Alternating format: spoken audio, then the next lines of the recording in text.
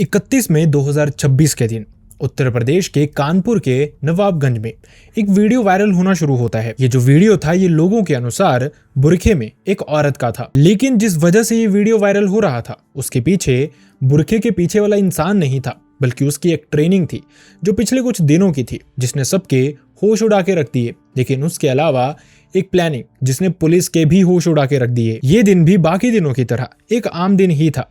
शहर अपनी रफ्तार से चल रहा था, ट्रैफिक भी बिल्कुल उसी तरह से थी, बस लोगों में बातें थी। वो थी आईपीएल के फाइनल की बातें, जो कि गुजरात टाइटंस और रॉयल चैलेंजर्स बेंगलुरु के बीच में होने वाला था, जहां सब लोग अपने अपने काम में बिजी थे। कोई जानता नहीं था कि इसी शहर के बीचों बीच एक कोचिंग इंस्टीट्यूट में ऐसा जुर्म होने वाला था, जो सिर्फ एक कत्ल नहीं था, बल्कि भरोसे को तोड़ने वाली एक कहानी थी।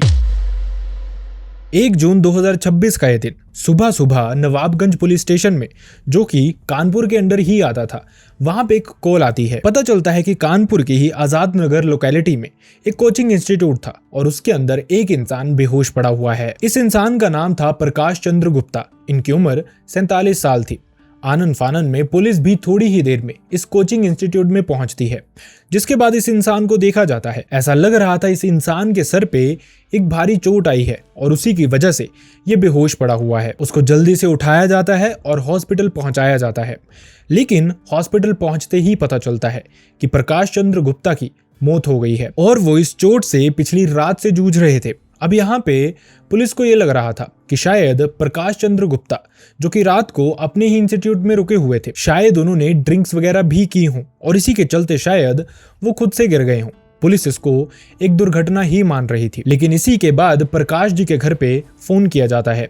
उनके बड़े भाई को यह सब कुछ बताया जाता है। जैसे ही वहां से पुलिस बातचीत करना शुरू करती है तो पता चलता है कि प्रकाश चंद्र गुप्ता असल में वहां पे ड्रिंक नहीं करने वाले थे, बल्कि उन्होंने अपनी फैमिली को बताया था कि वो रात को अपने इंस्टीट्यूट में ही रुकेंगे लेट नाइट तक। वो आईपीएल का जो फाइनल होने वाला था वो देखेंगे अपने इंस्टीट्यूट में और उसके बाद ही वापस अपने घर पहुंचेंगे। और इसी के चलते जो उनके भाई थे वो रात को अपना खाना वगैरह खा के सो गए थे। उनको लगा प्रकाश थोड़ी ही देर में आ जाएंगे, लेकिन ऐसा हुआ नहीं था। अब अगली सुबह उनको भी पुलिस से ही एक कॉल आया था, जहां पे उनको ये सब कुछ पता चला। अब यहाँ तक जो प्रकाश के भाई थे उनको भी यही लग रहा था कि शायद वो किसी दुर्घटना का शिकार हो गए हैं, शायद वो खुद से ही फिसल के वहां पे गिर गए हैं, क्योंकि जिस कमरे से प्रकाश को बेहोशी की हालत में पाया गया था वहां पे खून था हर तरफ और ऐसा लग रहा था जैसे प्रकाश सच में वहीं पे गिरे थे। इसके बाद लाश का होता है पोस्टमार्टम, जहां पे क्लैरिटी मिलती है कि जो मौत हुई है वो गिरने की वजह से, इसी चोट लगने की वजह से ही हुई है। और उसके बाद लाश फैमिली को हैंडओवर कर दी जाती है। लेकिन यहाँ पे ये सारा मामला बदलने वाला था, क्योंकि प्रकाश जी के जो भाई थे उन्होंने जब लाश को देखा और उनकी बिलोंगिंग्स पुलिस से मांगी तो पुलिस ने उनको कुछ चीजें दी, लेकिन उसमें 2 चीजें मिसिंग थी। प्रकाश के सोने की चेन जो वो गले में डालते थे और साथ ही एक सोने का ब्रेसलेट जो अपनी बाजू में वो डाल के अक्सर घुमा करते थे। अब यहाँ तक सबको जो दुर्घटना लग रही थी वो असल में धीरे धीरे एक भयानक टर्न लेने लग पड़ती है। सबको लगने लग पड़ता है कि कहीं ये जो दुर्घटना सब मान रहे हैं वो असल में कोई कत्ल तो नहीं है जो लूटपाट के इरादे से किया गया हो। पुलिस इसी मैटर में इस मामले की तफ्तीश में लग जाती है। प्रकाश के भाई की इस इंफॉर्मेशन के बाद पुलिस इस इंस्टीट्यूट को सील कर लेती है। फोरेंसिक टीम को वहां पे बुलाया जाता है, हर एक चीज की फोटोग्राफी ली जाती है और उसके बाद फिंगरप्रिंट्स भी कलेक्ट किए जाते हैं। इंस्टीट्यूट के एंट्रेंस और एग्जिट पॉइंट को बहुत अच्छे से एग्जामिन किया जाता है। हर छोटी से छोटी चीज बहुत गहराई से देखी जाती है। ऐसे मामलों में यह कहा जाता है कि जहां पे ये इंसिडेंट हुआ होता है, जिस जगह पे ये इंसिडेंट इनफैक्ट हुआ होता है, वो जगह कुछ कहती नहीं है, लेकिन अगर तफ्तीश अच्छे से की जाए तो सबसे ज्यादा सच भी वही जगह बताती है। और इसी तरह से इस मामले की छानबीन की भी जा रही थी। अब जब ये सब कुछ चल रहा था तो इस दौरान प्रकाश जी के भाई से पुलिस पूछताछ करती है कि क्या इनका किसी गैंग से कोई लेना देना था, कोई राइवलरी थी, कोई दुश्मन था जो इस तरह की चीजें कर सकता है। लेकिन शॉकिंगली ये पता चलता है कि प्रकाश जी बहुत ही अच्छे इंसान थे, उनकी किसी से कोई दुश्मनी थी ही नहीं। जितने भी लोग थे सब उनके वेल विशर्स ही थे।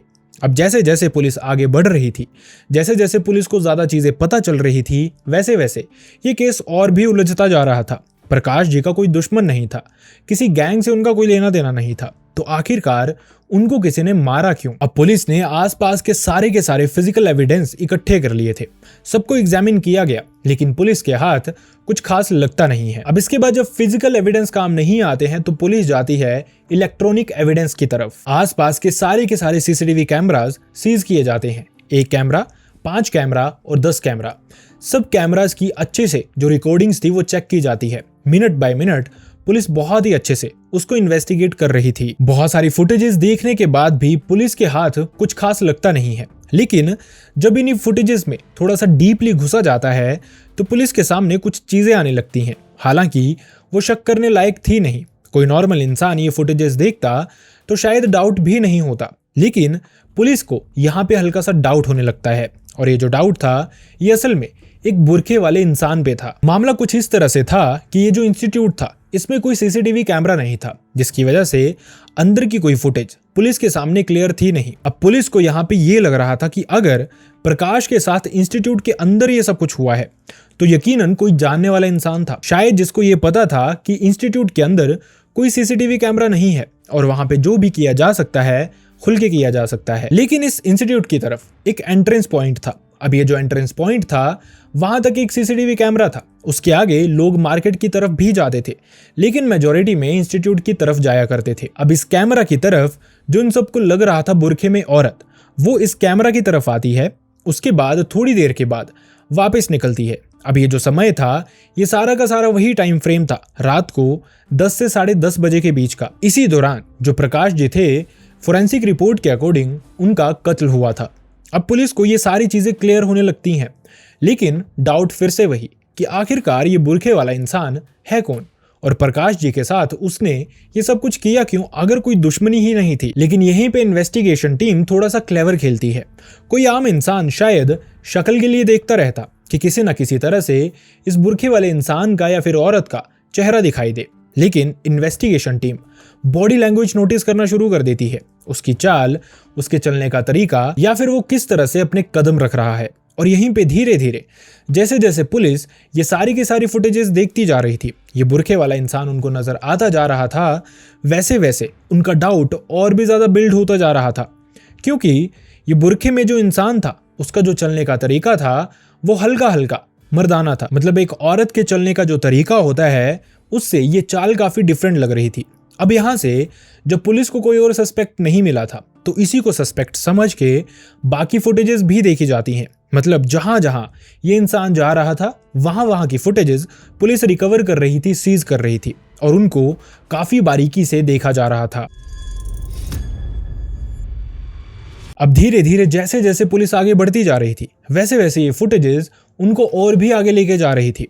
ये जो इंसान था जो बुरखे के अंदर था, पुलिस पहुंचती है कि ये इंसान रेलवे स्टेशन के अंदर की तरफ से आया था, उन यात्रियों के साथ जो कनौज से कानपुर आने वाले ट्रेन में चढ़ के आए थे। अब पुलिस को ये लग रहा था कि शायद जो ये सस्पेक्ट है ये कनौज से आया है, लेकिन अंदर की फुटेजेस भी देखनी शुरू की जाती हैं। धीरे धीरे और भी क्लैरिटी पुलिस को मिलना शुरू होती है। पुलिस को यह पता चलता है कि ये जो शख्स है असल में ट्रेन से नहीं उतरा, बल्कि उससे थोड़ी ही देर पहले उसने रेलवे स्टेशन के अंदर एंट्री की थी पुलिस को उलझाने के लिए। प्रॉबेबली ये इंसान जानता था कि इसकी फुटेजेस देखी जाएंगी और कहीं ना कहीं पुलिस इसको पकड़ सकती है, और पुलिस को गुमराह करने के लिए ये इंसान पहले रेलवे स्टेशन के अंदर घुसता है और उसके बाद जो कनौज से यात्री आ रहे थे, जो कानपुर उतरे थे, उनके साथ रेलवे स्टेशन से बाहर आता है ताकि पुलिस को ये चकमा दे सके। लेकिन पुलिस ने कुछ फर्दर सीसीटीवी फुटेजेस भी देखी जहां से उनको क्लैरिटी मिलती है कि ये जो शख्स है ये असल में इस ट्रेन में नहीं आया, और इसी वजह से पुलिस का जो शक था वो और भी गहरा होता जाता है क्योंकि ये इंसान झूठ बोलने की कोशिश कर रहा था। अब इसके बाद पुलिस देखती है कि ये इंसान आया किस तरफ से था, जिस डायरेक्शन से ये आया था उसी तरफ की और भी सीसीटीवी फुटेजेस ली जाती हैं। खैर, जैसे जैसे आगे की फुटेजेस मिलती जा रही थी पुलिस को लग रहा था वो इस केस को सॉल्व करने के और भी करीब पहुंच गए हैं। और फाइनली पुलिस को एक फुटेज मिलती है जिसमें क्लियरली दिखता है कि ये जो बुरखे वाली औरत जो उनको लग रहा था वो एक ऑटो में आई थी और इसी रेलवे स्टेशन के बाहर उतरी थी। अब पुलिस फटाफट से इस ऑटो का नंबर देखती है और इस ऑटो ड्राइवर को ढूंढना शुरू कर दिया जाता है। थोड़ी ही देर में पुलिस इस ऑटो ड्राइवर को ढूंढ भी निकालती है। पुलिस को लग रहा था मामला सोल्व हो गया है, ये बता देगा कि वो औरत कहां से आई थी और पता चल जाएगा कि उस औरत की आवाज किस तरह की थी या फिर कुछ ना कुछ तो पता चलेगा। यही सोचते हुए पुलिस वहां पे पहुंचती है। इस ऑटो ड्राइवर से पूछताछ की जाती है। इस ऑटो वाले को सब कुछ बताया जाता है, वो डेट, वो समय, और ये भी पूछा जाता है कि इस दौरान जो बुरखे वाली औरत बैठी थी वो कहां से आई थी, उसकी आवाज किस तरह की थी और उसको जाना कहां था। लेकिन जो ऑटो ड्राइवर ने बताया उसकी वजह से पुलिस और भी ज्यादा उलझ जाती है कि असल में वो जो औरत थी ऑटो में बैठने के बाद उसने कुछ बोला ही नहीं, बस वो पैसे दे रही थी और ऐसे इशारा कर रही थी जैसे वो गूंगी है। मतलब उसने बिल्कुल भी ऑटो ड्राइवर से बात नहीं की, बस उसको पैसे दिए और डायरेक्शन बता रही थी उंगलियों से इशारा करके, और उसी तरह से ऑटो ड्राइवर ने उसको इस रेलवे स्टेशन तक उतारा था। अब जैसे ही पुलिस को ये सब कुछ पता चला, पुलिस समझ गई थी कि जो ये इंसान है वो उससे कहीं ज्यादा शातिर है जितना पुलिस उसको समझ रही है। खैर, अब पुलिस जानती थी कि उसको धीरे धीरे इस सस्पेक्ट तक पहुंचना कैसे है, और इसी के चलते जहां से इस औरत ने ये ऑटो लिया था वहां की सीसीटीवी फुटेजेस पुलिस रिकवर करना शुरू करती है। अब धीरे धीरे इन्हीं सीसीटीवी फुटेजेस के साथ पुलिस आगे बढ़ती जा रही थी। उस स्टॉप पे जाया जाता है, वहां से जिस तरफ से ये औरत आ रही थी उस तरफ की फुटेजेस भी ली जाती हैं। पहुंचते पहुंचते पुलिस वहां तक पहुंचती है जहां से ये औरत पैदल चल के ऑटो लेने पहुंची थी, और ये कोई और जगह नहीं थी बल्कि कानपुर का एक सिटी हॉस्पिटल था जहां पे कैंसर पेशेंट्स का इलाज किया जाता था। अब यहीं पे वो देखते हैं कि इस हॉस्पिटल के पीछे वाली साइड जो थोड़ा सुनसान एरिया था, ज्यादा लोग आते जाते नहीं थे, वहां पे एक गाड़ी पार्क की गई थी। ये बुरखे वाली जो औरत थी वो जाती है इस गाड़ी के अंदर बैठती है, गाड़ी का नंबर पुलिस नोट करती है। उसके बाद इस गाड़ी की आगे की फुटेजेस भी देखी जाती हैं और पता चलता है कि गाड़ी में जो चढ़ी थी वो बुरखे में एक औरत थी, लेकिन अपनी डेस्टिनेशन पे पहुंचने के बाद जो गाड़ी से उतरी वो कोई औरत नहीं थी बल्कि एक मर्द था। उसने मर्द के कपड़े पहने थे, एक बैग लिया था जैसे कोई ऑफिस जाने वाला इंसान लेता है, और उसके अलावा उस गाड़ी से कोई भी नहीं उतरा। पुलिस इन्वेस्टिगेट करना शुरू करती है कि ये जो गाड़ी का नंबर था वो किसके नाम पे है, जिस लोकेशन पे वो उतरा था वो घर किसका है, और पहुंचते पहुंचते पुलिस एक इंसान तक पहुंचती है। इस इंसान का नाम था मोहित द्विवेदी। अब यहां तक पुलिस पहुंचती है और पता चलता है कि मोहित द्विवेदी अपने घर पे है ही नहीं, तो आखिरकार मोहित था कहां पे। पुलिस जैसे जैसे इन्वेस्टिगेट करना शुरू करती है, पुलिस को पता चलता है कि मोहित असल में भागा नहीं है बल्कि वो एक घर पे है, शोक मना रहा है। और आपको सुन के शौक होगा कि वो किसके घर पे था, कहां पे वो दुख मना रहा था। पुलिस को पता चलता है कि असल में वो प्रकाश के घर पे गया है जिसका कत्ल हुआ था, जिसकी पुलिस इन्वेस्टिगेशन कर रही थी, और उसी मामले में पुलिस मोहित तक पहुंची थी क्योंकि पुलिस को लग रहा था वही एक सस्पेक्ट है। अब बिना देरी के ये पुलिस प्रकाश के घर पहुंचती है। मोहित वहीं पे था, फैमिली के साथ बातें कर रहा था, कोऑपरेट कर रहा था, और उसी डिस्कशन का पार्ट था जिसमें सब लोग ये जानना चाहते थे कि आखिरकार ये सब कुछ किया किसने प्रकाश के साथ। पुलिस वहां पे पहुंचती है और मोहित को वहीं से धर लिया जाता है, जिसके बाद उसको पुलिस स्टेशन लेके जाया जाता है। जब पुलिस उससे पूछताछ करना शुरू करती है तो मोहित पहले तो अपना मुंह नहीं खोलता, लेकिन जब पुलिस अपने तरीके से पूछताछ करती है थोड़ी ही देर में मोहित मुंह खोलना शुरू करता है, और उसके बाद जो वो बातें बताता है वो दोस्ती के ऊपर से आपका भरोसा उठा देंगी। इससे पहले मोहित कुछ कन्फेस करता, पुलिस मोहित का फोन लेती है, उसकी सर्च हिस्ट्री में जाती है कि उसने इंटरनेट पे क्या क्या सर्च किया है, और जो उसकी सर्च हिस्ट्री बाहर आती है वो पुलिस को श्योर कर देती है। और ये एक बहुत इंपॉर्टेंट प्रूफ था पुलिस के पास मोहित के अगेंस्ट। असल में जैसे ही पुलिस ने ये सारा का सारा उसका फोन चेक किया था, ये जो उसकी सर्च हिस्ट्री थी ये चेक की थी, उसमें मोहित अलग अलग क्राइम शोज देखता था और अलग अलग तरीके से ये सर्च करता रहता था कि किसी इंसान को किस तरह से मारा जा सकता है या फिर किस तरह से लूटा जा सकता है। अब इस सब के पीछे का कारण क्या था, पुलिस यही मोहित से जानना चाहती थी, और आखिरकार ये बुरखे वाला राज क्या था। मोहित यहाँ पे पुलिस को बताता है कि उसने बहुत सारे क्राइम शोज देखे, क्राइम डॉक्यूमेंट्रीज देखी, यूट्यूब पे बहुत सारी वीडियोस देखी, जहां से उसको कुछ आइडियाज आने शुरू हुए कि वो किस तरह से इस सारी की सारी चीज को अंजाम दे सकता है। और इसी के चलते इस कत्ल करने से लगभग 15 से 20 दिन पहले ही मोहित ये प्लानिंग और प्लॉटिंग करना शुरू कर देता है। सबसे पहले वो अपने घर के पास की ही एक मंडे मार्केट में जाता है, वहां से एक बुरखा खरीदता है, एक स्कार्फ खरीदता है और साथ ही जूते, पर्स और ग्लव्स खरीदता है। इस सब का कारण ये था कि मोहित चाहता नहीं था कि किसी भी तरह से उसका कोई भी बॉडी पार्ट सीसीटीवी कैमरा में दिखे या फिर जो लोग उसको आते जाते देखें उनको दिखे। और इसके अलावा वो बहुत दिनों से लड़कियों की तरह चलने की प्रैक्टिस भी कर रहा था। अगर कोई नॉर्मल इंसान उसको देखता, पहली बार में देखता, ज्यादा नोटिस नहीं करता, तो शायद वो यकीन भी कर लेता कि बुरखे के अंदर जो चल रहा है वो कोई मर्द नहीं बल्कि एक औरत है। और इस मामले में वो काफी हद तक सक्सेसफुल हो भी गया था। उसने औरतों की चाल काफी हद तक पकड़ ली थी, लेकिन कहीं ना कहीं पुलिस का बार बार का डाउट उसको पकड़ने में पुलिस की हेल्प करता है। अब इसके बाद वो बताता है कि वो प्रैक्टिस करना शुरू कर देता है। वो देखना शुरू करता है कि कौन सा रूट उसके लिए सबसे ज्यादा बेटर रहेगा, कौन सा रास्ता है जिसपे सबसे कम सीसीटीवी कैमरास हैं। और इसी प्लानिंग प्लॉटिंग के अंतर्गत वो ये प्लान करता है कि अगर वो अपने घर से ये बुरखा पहन के निकलेगा तो पकड़ा जाएगा। घर वाले ही पूछना शुरू कर देंगे कि वो बुरखा पहन के जा कहाँ रहा है। जो भी सामान उसने खरीदा था वो अपने ऑफिस बैग में वो डालता है, जिसके बाद घर से वो सुबह निकलता है उसी तरह की तैयारी करके जैसे एक नॉर्मल इंसान अपने ऑफिस के लिए निकलता है। वो जानता था कि उसको ये कपड़े कहाँ बदलने हैं, इसी के चलते वो अपनी गाड़ी लेके जाता है। सबसे सुनसान एरिया जो था इसी सिटी हॉस्पिटल के पीछे का जो पार्किंग वाला पार्ट था वही था।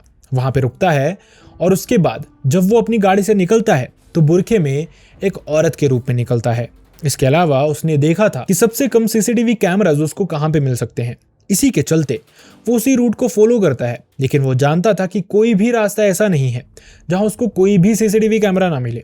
इसी के चलते वो ये प्लानिंग करता है। वो पहले वहां से रेलवे स्टेशन की तरफ जाता है और वहां से कनौज से आने वाली जो ट्रेन थी उसमें बहुत सारे यात्री थे जो कि कानपुर रेलवे स्टेशन पे उतरे थे और वहां से अलग अलग जगहों पे जाना शुरू करते हैं। उन्हीं के बीच से होता हुआ मनोज भी निकलता है, जिसके चलते पुलिस को उस पर डाउट ना हो और पुलिस को लगे शायद वो कनौज से आया है और पुलिस उसको सिर्फ और सिर्फ कनौज में ढूंढती रहे। अब सारी पहेलियां उसने सुलझा ली थी, बस यही पहेली रही थी कि अगर वो किसी ऑटो में जाएगा, किसी टैक्सी में जाएगा तो पकड़ा जाएगा जब वो किराया देगा, जब वो बोलेगा। और इसी के चलते उसने प्लान किया कि वो बोलेगा ही नहीं, बेहतर होगा वो गूंगा बन जाए, इशारों में बात करे। जो भी इंसान होगा जिसको भी वो पैसे देगा वो यही समझेगा कि बेचारी अकेली औरत है, बोल नहीं सकती और पैसे तो दे ही रही है, भीख नहीं मांग रही। इसी के चलते जहां वो चाहेगा वहां पे उसको वो इंसान छोड़ देगा, चाहे इशारा करके ही सही। और यही सब कुछ करते करते उसने ये प्लानिंग प्लॉटिंग कर ली थी। लेकिन आपको ये जान के शौक होगा कि असल में प्रकाश और मनोज पिछले 18 सालों से एक दूसरे के बहुत अच्छे दोस्त थे। दोनों एक साथ रहते थे, पार्टी करते थे, घूमते थे, फिरते थे और कभी कभार इसी इंस्टीट्यूट पे बहुत वक्त भी बिताया करते थे। इसी के चलते काफी दिन पहले से ही मनोज ने नोटिस करना शुरू कर दिया था कि जो प्रकाश है उसने अपने गले में एक गोल्ड चेन पहनी है, बाजू पे एक गोल्ड ब्रेसलेट पहना है। दोनों की जो कीमत है वो 5 से 6 लाख आराम से ही होगी। वो जानता था कि प्रकाश की ये चीजें छीन के अगर वो इनको बेच देता है तो ठीक ठाक पैसे कमा लेगा। और इसी के चलते अपने ही दोस्त के अगेंस्ट वो प्लानिंग करना शुरू कर देता है। दोस्त के अगेंस्ट प्लानिंग इसलिए की गई थी क्योंकि वो उसके बारे में सब कुछ जानता था कि प्रकाश उसको कहाँ पे अकेला मिल सकता है, कहाँ पे वो प्रकाश के साथ जाके ये छीना झपटी कर सकता है। और फिजिकली प्रकाश इतना ज़्यादा एक्टिव नहीं है जिसकी वजह से वो एक्टिव है और वो ये चीज़ें छीन के भाग भी सकता है, उससे लड़ भी सकता है, काफ़ी क्विक है वो। और इसके अलावा 31 मई का दिन वो इसीलिए चूज़ करता है, इनफैक्ट 31 मई की शाम, क्योंकि प्रकाश ने उसको बताया था कि वो IPL का फाइनल देखेगा, अपने ऑफिस में ही बैठेगा। और वो ये भी जानता था क्योंकि IPL का फाइनल था, इसी वजह से ज़्यादातर लोग अपने अपने घरों में होंगे, मैच देख रहे होंगे, लोग कम होंगे बाहर, और इसी के चलते उसने यही स्पेसिफिक दिन चुना था। रात का ये वक्त था। इंस्टीट्यूट में प्रकाश के अलावा कोई था नहीं जो कि अंदर IPL फाइनल क्रिकेट मैच देख रहा था। इसी दौरान जो मनोज था वो बुर्खा पहने हुए उसके इंस्टीट्यूट में घुसता है, जहां पे उसके ऑफिस में जाके वही गूंगी औरत बन के बैठ जाता है। पहले तो प्रकाश उससे बातें करने की कोशिश करता है, लेकिन मनोज का कोई जवाब नहीं आता। जैसे ही वो मौका देखता है वो प्रकाश की चेन खींच के भागने लगता है। लेकिन इस सब के दौरान प्रकाश और उसमें हाथापाई शुरू हो जाती है और इसी हाथापाई में जो मनोज है उससे प्रकाश को धक्का लगता है और इसी की वजह से उसकी चेयर पीछे वाली साइड जाके गिरती है और उसका पीछे का सर नीचे फर्श से टकराता है और वहीं पे बहुत सारा खून उसके सर से निकलना शुरू हो जाता है। मनोज जानता था कि यहाँ पे कोई है नहीं प्रकाश के अलावा, ना ही ये जो आवाजें थी ये बाहर किसी को सुनाई दी थी, क्योंकि जो लोगों के दूर घर थे वहां तक ये आवाज पहुंची नहीं थी। मनोज फटाफट से उठता है, प्रकाश की लाश को खींचते हुए ऑफिस के ही एक कमरे में लेके जाता है। वहां पे आराम से उसकी चेन उतारता है, आराम से उसका ब्रेसलेट उतारता है, उसका खून निकल रहा था, अपने दोस्त को उसी हालत में छोड़ के वो वहां से भाग जाता है। वो चाहता तो अपने दोस्त को बचा सकता था, एम्बुलेंस को कॉल कर सकता था, लेकिन उसने चूज किया ऐसा बिल्कुल भी नहीं करना। एक भूख की वजह से उसने अपने दोस्त को मारने तक से पहले एक बार भी नहीं सोचा। खैर, इसके बाद वो आराम से निकलता है, वापस अपनी गाड़ी की तरफ जाता है, वहां पे कपड़े बदल के अपने घर पहुंचता है। अगले दिन जब उसको प्रकाश की मौत का पता चलता है तो वो झूठ मूठ का नाटक करना शुरू करता है, उसके घर वालों के साथ घूमना शुरू कर देता है, एक अच्छा दोस्त होने का फर्ज निभाना शुरू कर देता है, लेकिन सिर्फ और सिर्फ दिखावे के लिए। जब पुलिस ने इसके बाद मनोज को अरेस्ट किया तो किसी को भी यकीन नहीं हो रहा था कि प्रकाश का बेस्ट फ्रेंड, जो पिछले 18 सालों से उसका दोस्त था, उसने ही अपने बेस्ट फ्रेंड के साथ इस तरह की चीज की। खैर, 5 जून को पुलिस ने मनोज को अरेस्ट कर लिया था। सिर्फ 4 दिन में पुलिस ने बहुत ही बाखूबी काम किया और इसके चलते एक नामुमकिन सा दिखने वाला केस भी सॉल्व कर दिया।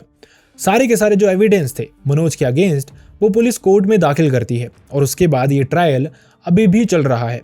एट प्रेजेंट अभी तक कोई वर्डिक्ट इस केस पे आया नहीं है। इस केस का सबसे दुखद पार्ट यही था, किसी इंसान की जान जाना नहीं, बल्कि जिस इंसान की जान गई और जिसने ये जान ली, वो दोनों एक दूसरे को काफी सालों से जानते थे। आरोपी और विक्टिम के बीच अगर जान पहचान हो, वो भी पिछले 18 सालों से, तो ये केस और भी ज्यादा सेंसिटिव हो जाता है, क्योंकि फिर मामला सिर्फ कत्ल का नहीं रहता, बल्कि ये मामला भरोसे का बन जाता है। खैर, अगर आपको इसी तरह की deeply researched true crime stories पसंद हैं तो आप हमारे चैनल को सब्सक्राइब कर सकते हैं। आप सब अपना ध्यान रखें।